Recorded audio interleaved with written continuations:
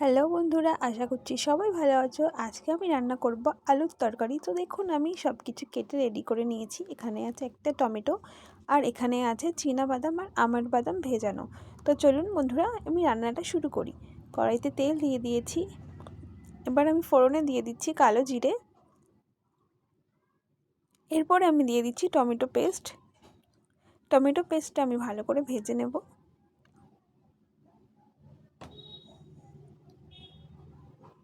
তো দেখুন বন্ধুরা আমার টমেটো পেস্টটা ভালো করে কষানো হয়ে গেছে। এবার আমি দিয়ে দিচ্ছি সেদ্ধ করা আলু।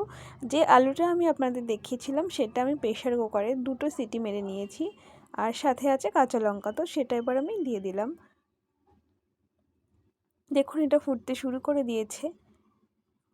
আর তার সাথে সাথে বন্ধুরা আমি লবণ হলুদটা পরিমাণ মতো দিয়ে দিয়েছিলাম।